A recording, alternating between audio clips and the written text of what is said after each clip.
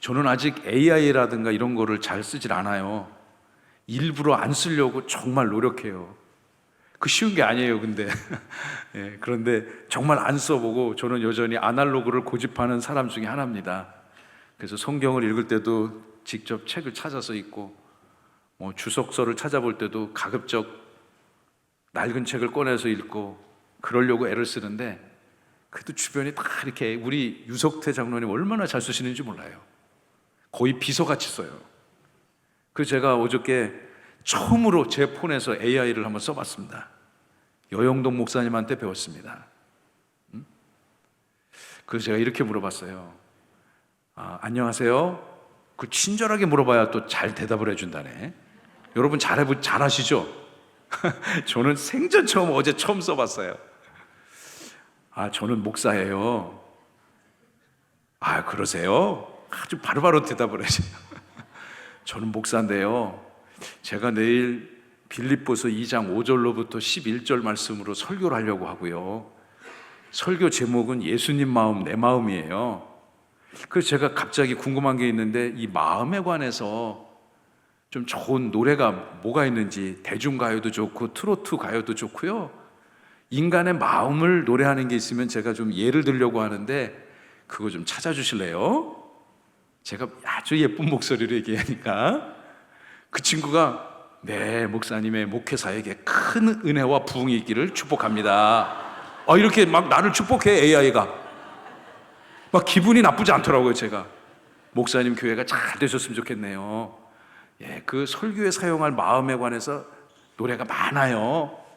그러면서 요즘에 나오는 막 걸그룹 노래, 저 누군지도 모르는 그런 아이돌 노래에서부터 그냥 제가 미안한데 그 노래를 잘 모르겠는데 우리 어르신들이 좀 알 수 있는 그런 노래 뭐 없을까요?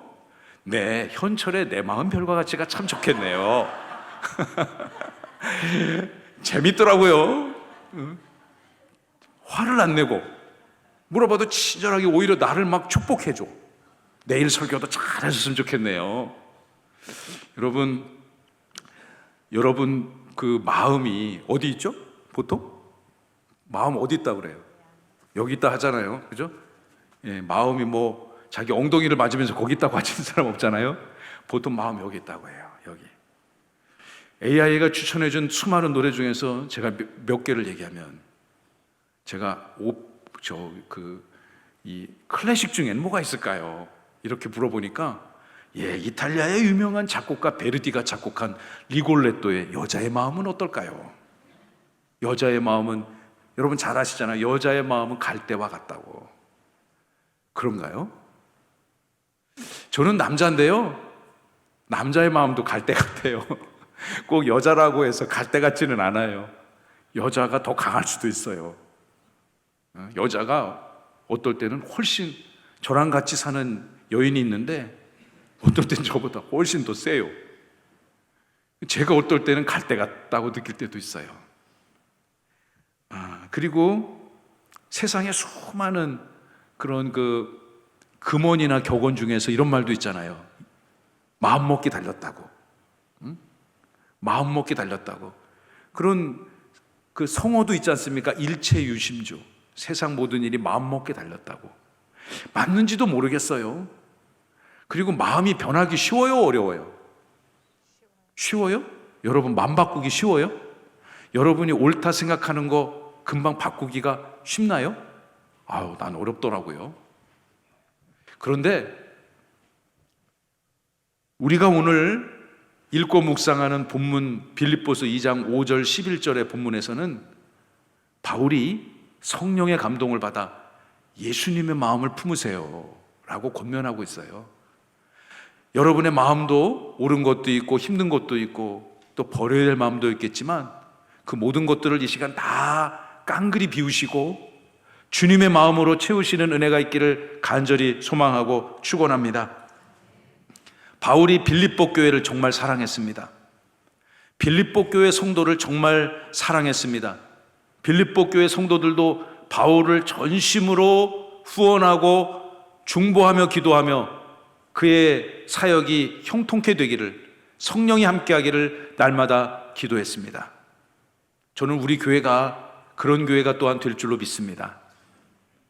바울이 세운 이 빌립보 교회는 사도행전 16장을 배경으로 하고 있습니다.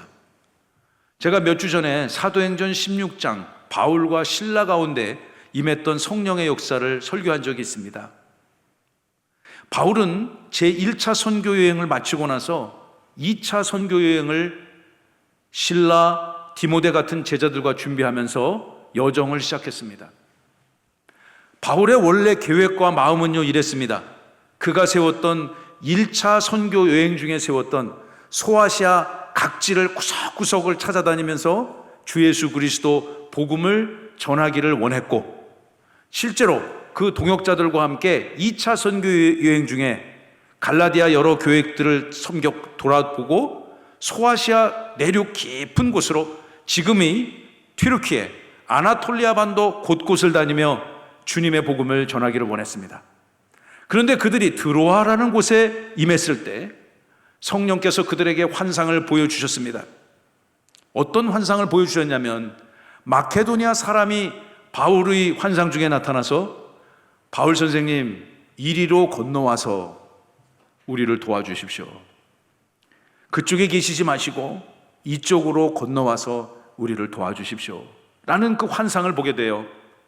바울은 그 환상의 의미가 성령께서, 하나님께서 그에게 주신 것으로 알고 그의 계획, 마음, 비전, 일정들을 전면 뜯어고치고 그의 사랑하는 동역자들과 함께 즉시로 유럽 대륙으로 바다를 건너 아시아 대륙에서 유럽 대륙으로 건너가게 되어졌습니다.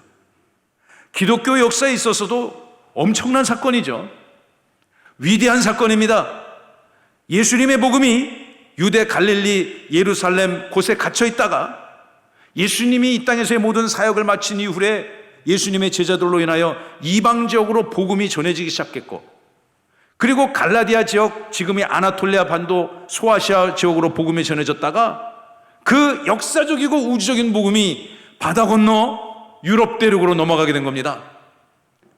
그리고 그 땅에서 복음이 곳곳에서 전해지고 교회가 세워지고 한 걸음 한 걸음, 한 땀 한 땀 이 복음이 전해져서 저와 여러분이 지금 살고 있는 유라시아 대륙 동쪽 끝, 한반도 남쪽에 복음이 전해졌음을 믿으시기 바랍니다.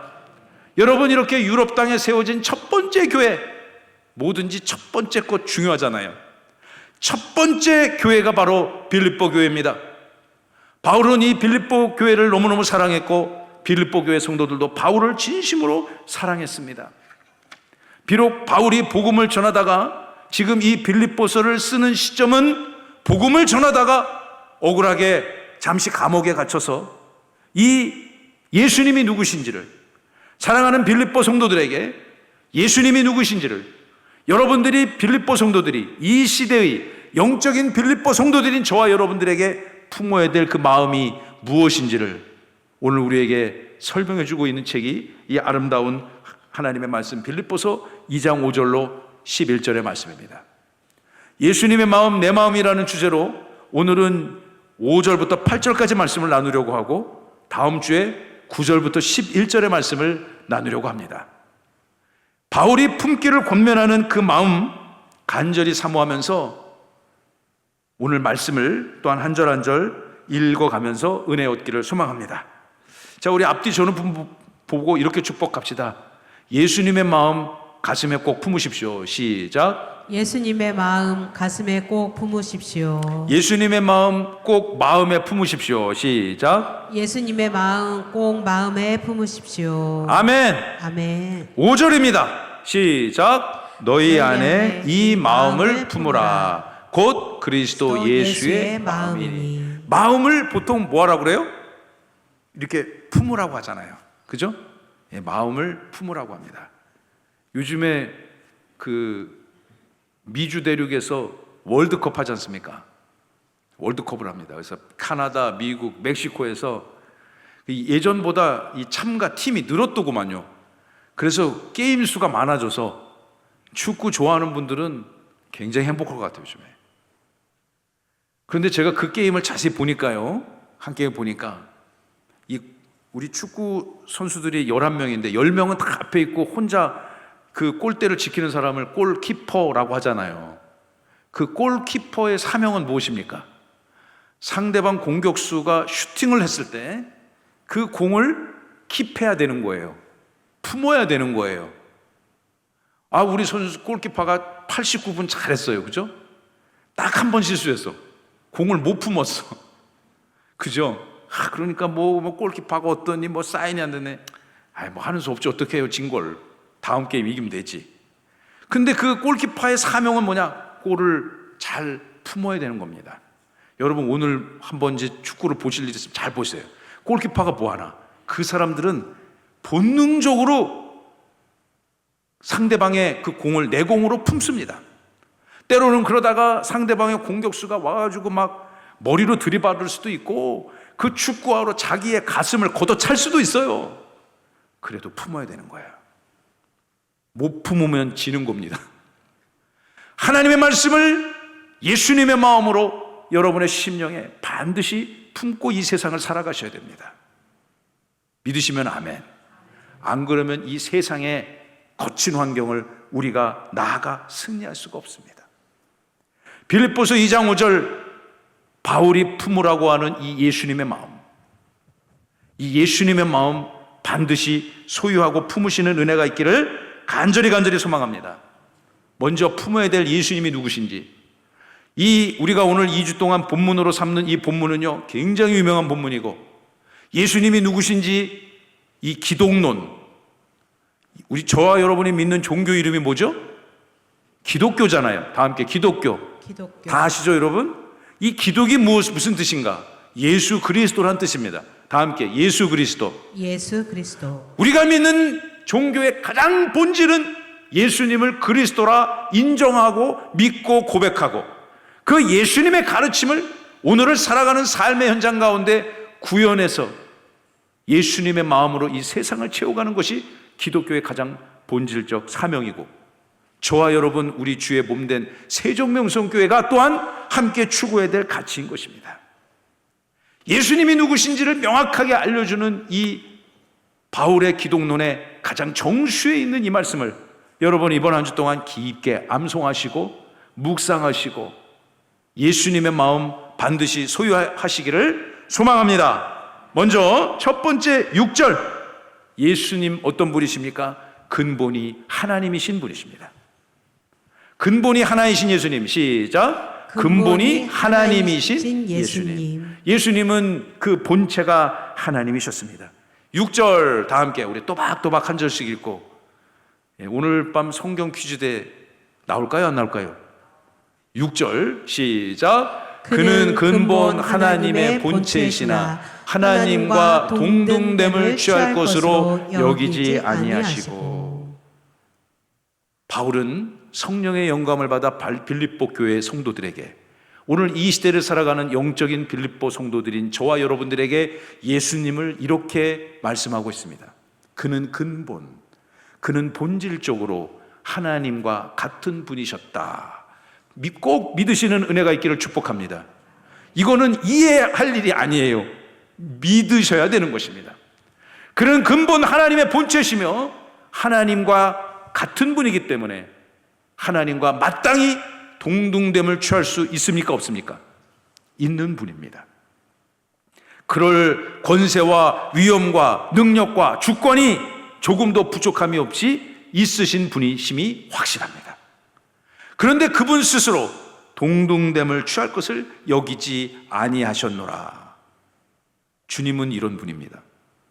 여러분이 믿으시는 예수님 그리스도는 본질적으로 하나님과 본체셨으며, 그러나 스스로 하나님과 동등됨을 버리신 분이십니다. 히브리서 1장 3절에 의하면 히브리서 기자는 예수님에 관해서 이렇게 설명하고 있습니다. 히브리서 1장 3절의 말씀. 이는 1장 3절 좀 띄워주세요. 이는 하나님의 영광의 광채이시요 그 본체의 형상이시라. 우리 다 함께 시작. 이는 하나님의 영광의 광채이시요 그 본체의 형상이시라. 여러분이 히브리서를 처음 읽는 최초의 독자라고 한번 상상을 해보세요. 지금 2020년 대한민국 세종특별자치시에서 예배하는 여러분이 아니고 2000년 전 이스라엘 땅에서 처음으로 히브리서를 읽는 최초의 독자의 관점에서 이 말씀을 상고해 보십시오. 그들이 이 땅에 오신 하나님이신 예수님을 직접 만났을 가능성이 있을까요? 없을까요? 당연히 있을 것입니다. 그분들에게 당신들이 친히 봤던, 당신들이 만져보고 느껴보고 누려보고 직접 들었던 그 예수님은 바로 영광의 하나님의 광채이시며 그 예수님은 하나님의 본체의 형상이셨습니다. 할렐루야. 우리가 믿는 하나님은, 예수님은 바로 저런 분입니다. 요한복음 1장의 서문에 의하면 사도 요한은 그 예수님을 다음과 같이 설명하고 있습니다. 요한복음 1장 1절, 태초에 말씀이 계셨는데, 태초에 말씀이라는 존재가 계셨는데 이 말씀이 하나님과 함께 계셨고 그 말씀이 곧 하나님이셨다. 도대체 이 말씀은 누굴까요? 요한복음 1장 2절의 말씀에 의하면 그가 태초에 하나님과 함께 계셨는데, 말씀, 그 하나님 다 같은 분입니다.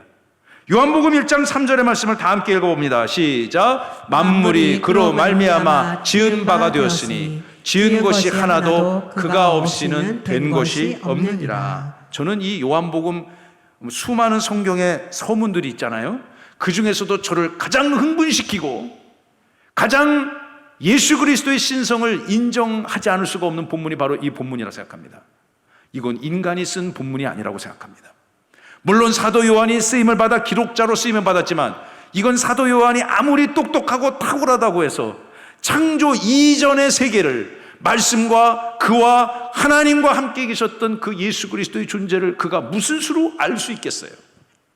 현대인들도 규명할 수 없는 그 원리와 진리를 2000년 전 사도 요한이 무슨 수로 알 수 있었겠어요? 저는 이것은 하나님의 틀림없는 말씀이라고 믿습니다.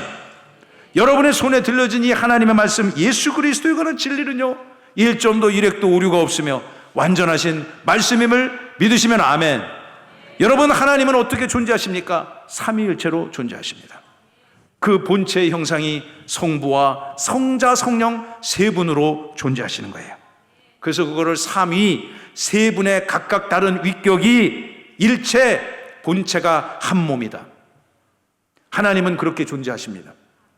우리는 그 원리를 설명할 수가 없습니다. 정교한 논문으로 설명할 수도 없고요, 기가 막힌 어떤 발명품 그 시스템이나 물체를 만들어서 아니면 자연현상의 어떤 환경을 보고서 저것이 삼위일체의 모델이라고 설명할 수가 없어요. 그러나 성경은 증언합니다. 하나님은 삼위로 존재하시며 그 몸이 한 몸이시다. 할렐루야. 다른 종교에서는 흉내낼 수도 없고 감히 상상할 수 없는 이 원리가 우리가 믿는 기독교 신앙의 가장 본질이고, 저와 여러분의 예배를 시작할 때 사도신경으로 여러분의 신앙을 고백하지 않습니까? 그렇죠? 그 핵심이 무엇이냐? 나는 성부와 성자와 성령 삼위일체 하나님이 나의 구원자임을 믿습니다 라는 신앙의 고백부터 여러분의 예배가 시작되는 것입니다. 우리 하나님은요, 우리 예수님은 하나님과 같은 분이셨어요. 그런데 그 같은 분인데 6절에 의하면 동등됨을 취하지 아니하셨다. 더 쉽게 찾아봤어요. 제가 영어 성경 같은 데 찾아보니까 이게 뭐냐, 이퀄, 같다는 거예요. 이쪽과 이쪽이 같다는 거예요. 성부 하나님과 성자 그리스도는 같은 분입니다.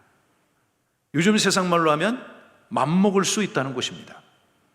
세상 돌아가는 이치를 보십시오. 누가 더 힘이 센가?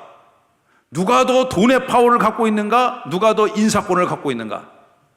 누가 더 영향력이 많은가? 통치력이 강한가? 세상은 다 그 원리로 돌아갑니다. 여러분의 살아가는 삶의 현장을 보시고 이 나라 대한민국 전 세계 보십시오. 다 힘의 원리가 지배합니다. 내가 너보다 힘이 더 세, 완력을 보여줍니다. 폭력을 행합니다. 압도하는 힘을 보여줍니다. 그게 세상의 원리입니다. 세상, 우리나라 멀리 볼 것도 없어요. 지금 세상 많은 이 정치평론가들이 요즘에는 채널이 하도 많아지고 방송 채널이 아니라 그냥 유튜브에서 다 개인 방송을 하니까 싹 사람들이 나와서 요즘 최고 한국 사회 관심이 뭡니까? 대통령 권한이 더 센가? 여당 대표가 더 센가?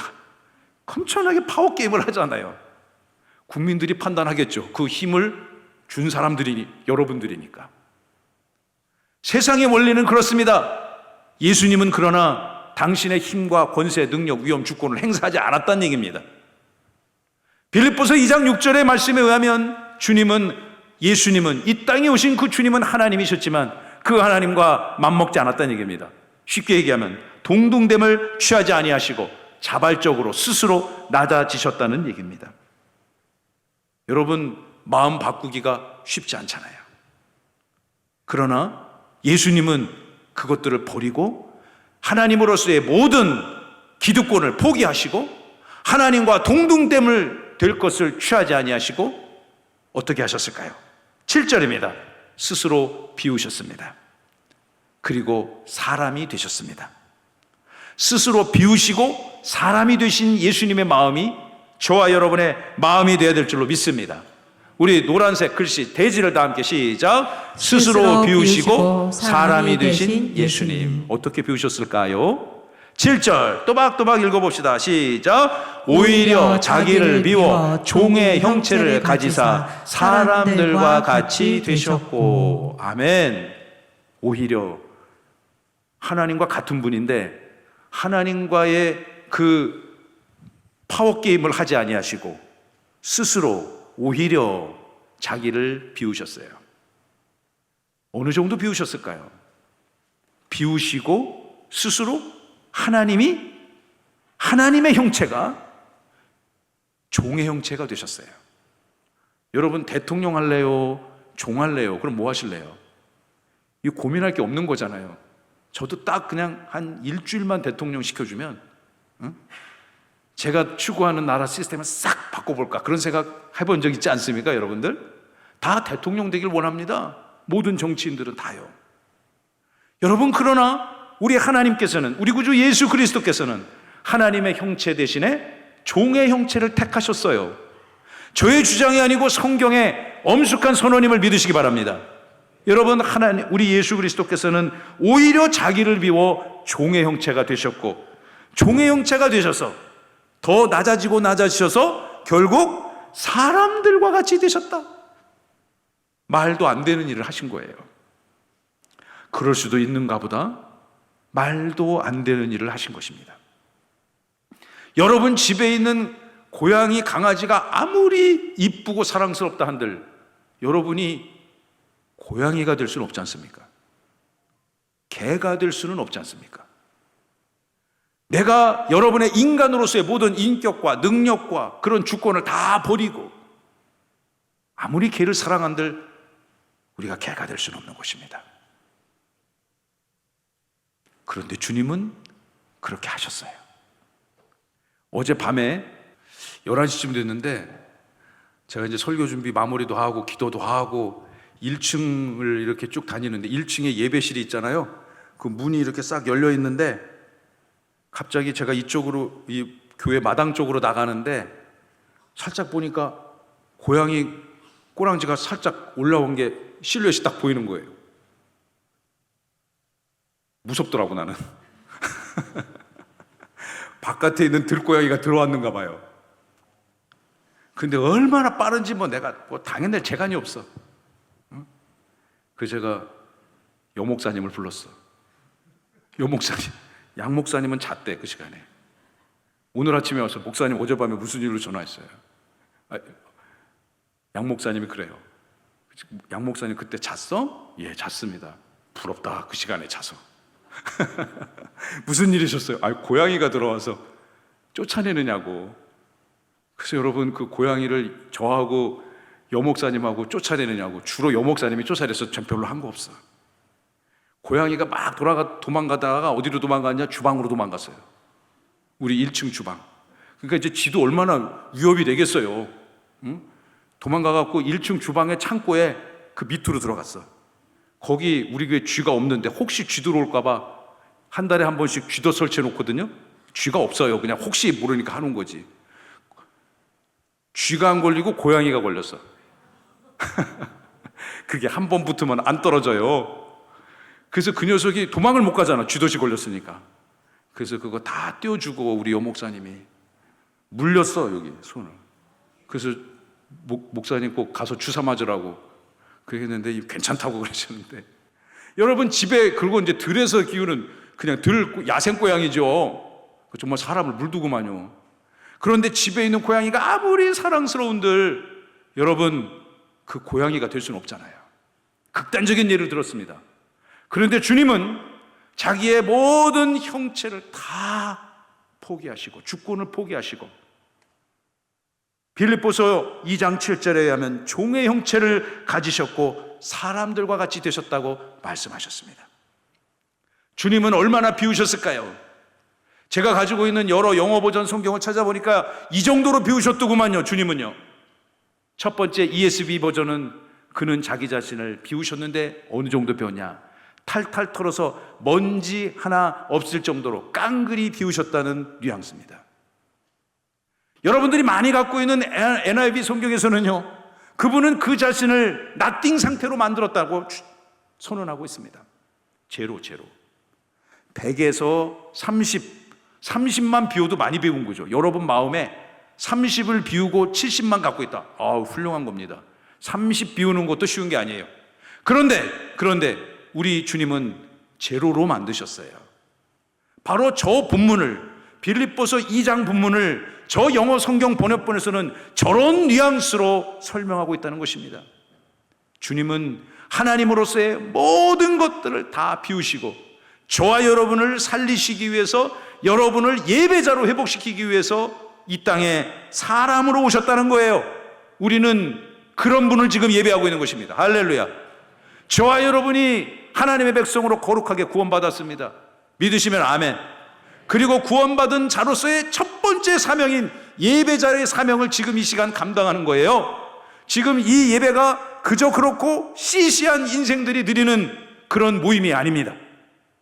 하나님이 당신의 모든 기득권, 권력, 권한, 위험, 주권들을 다 포기하시고 오늘 우리에게 회복시켜 주신 것, 그리고 그것이 우리는 그분을 믿는 것, 그 마음을 우리가 소유하는 것, 바로 그 시간이 이 예배의 시간임을 믿으시기 바랍니다. 마지막 세 번째입니다. 8절의 말씀이에요. 그럼 주님이 낮아지셔서 어디까지 낮아지셨는가? 십자가에서 죽으시기까지 낮아지시고 복종하시고 순종하셨습니다. 물론 우리가 죽기까지 순종하기가 참 어렵습니다. 내 생각 바꾸기도 정말 어렵습니다. 그러나 우리 주님께서는 십자가에서 죽으심으로 당신의 낮아지심의 극치, 하이라이트를 우리에게 보여주셨어요. 8절의 말씀입니다. 다 함께 우리 읽어봅니다. 시작. 사람의 모양으로 나타나사 자기를 낮추시고 죽기까지 복종하셨으니 곧 십자가에 죽으심이라. 사람의 모양으로 나타난 것도, 이거는 다른 종교에서는 흉내낼 수도 없는 그런 진리인데요, 우리 예수님은 사람의 모양으로 여러분과 같이 모든 인간이 갖고 있는 연약함을 몸소 다 체험하시고 결국 자기를 낮추시고 힘을 빼시고 낮추시고 어디까지 낮추셨는가? 죽으셨다는 거예요. 그런데 그것이 자기의 의지가 아니라 하나님의 뜻에 복종한 것입니다. 그 주님의 낮아지심의 최고 절정이 무엇인가? 십자가에서 죽으셨다는 것입니다.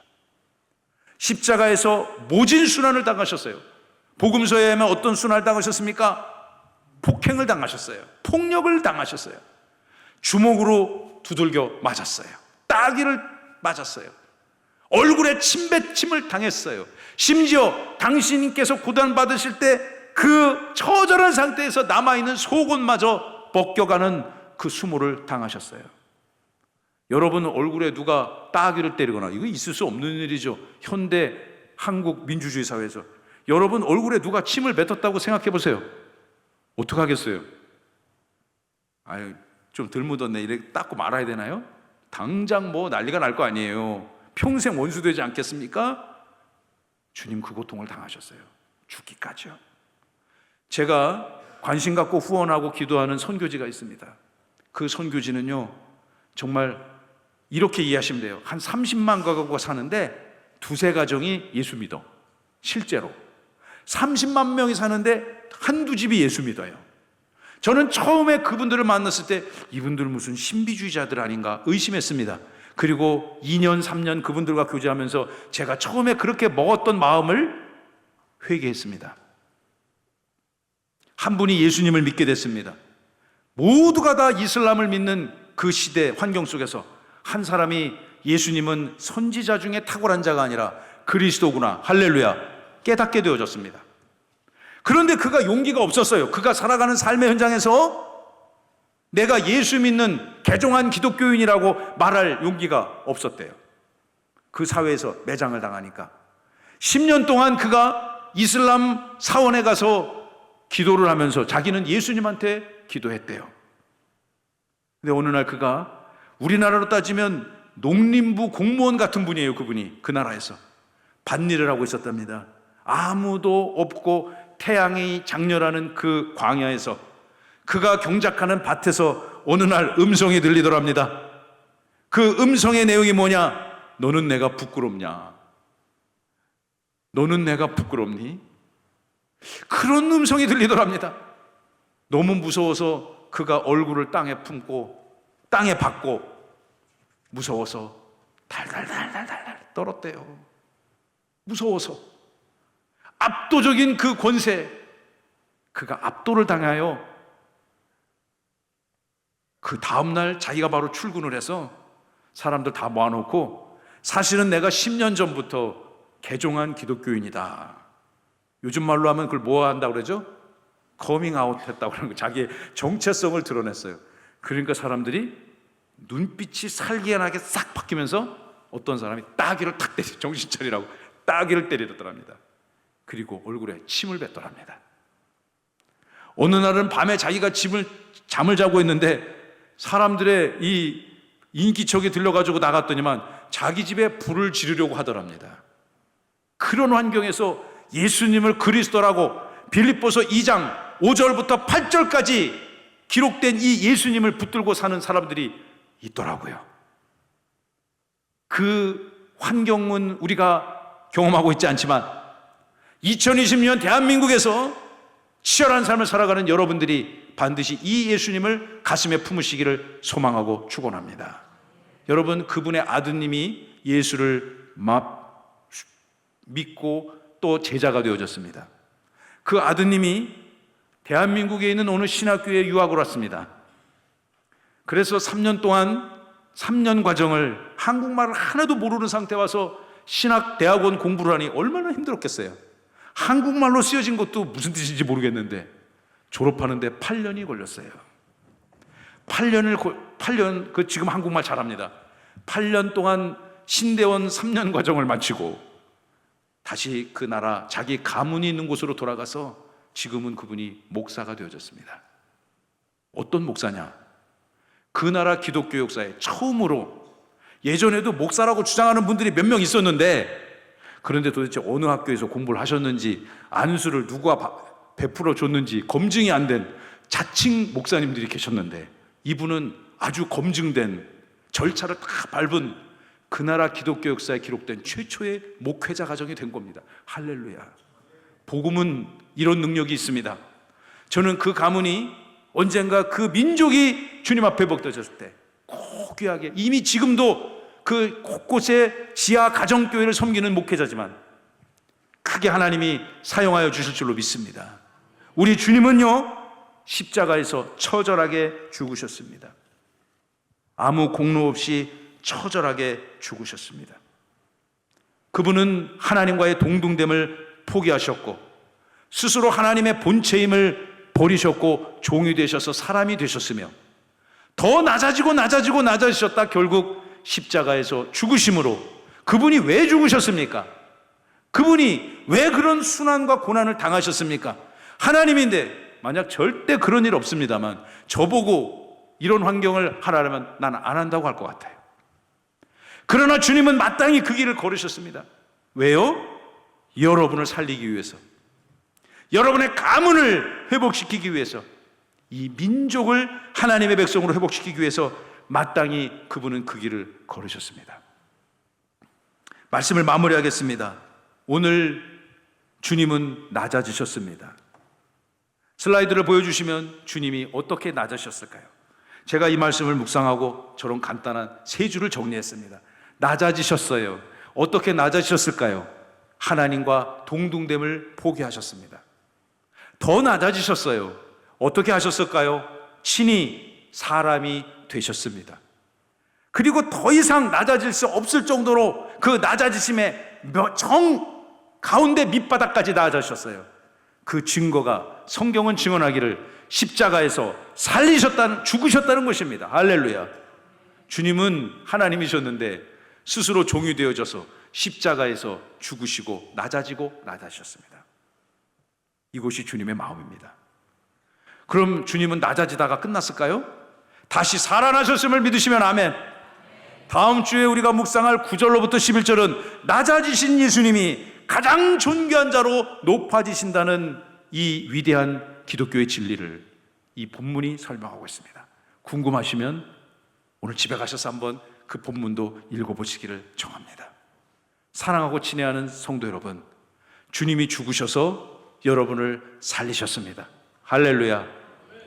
그 오늘 여러분 살아가는 인생의 하루하루가 이 예배 한 시간이 그저 그런 시간이 아닙니다.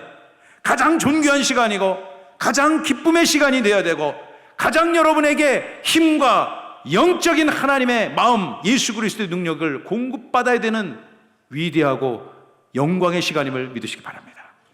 이 시간을 하나님 앞에 마음껏 여러분의 영혼을 내어 맡기시면서요, 여러분의 마음 비우시고 예수님의 마음, 예수님의 권세, 예수님의 능력, 예수님의 성품을 여러분의 곳으로 탑재하시기를 축복합니다. 이 시대를 살아가며 여러분 살아보셔서 아시겠지만 시대를 살아간다는 것이 절대로 만만하지 않습니다. 녹록하지 않습니다.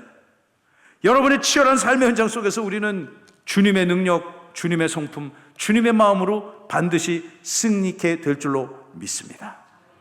그 주님의 마음이 가득 찬 가정, 그 주님의 마음과 능력이 가득 찬 우리 세종명성교회 공동체가 될 줄로 믿습니다.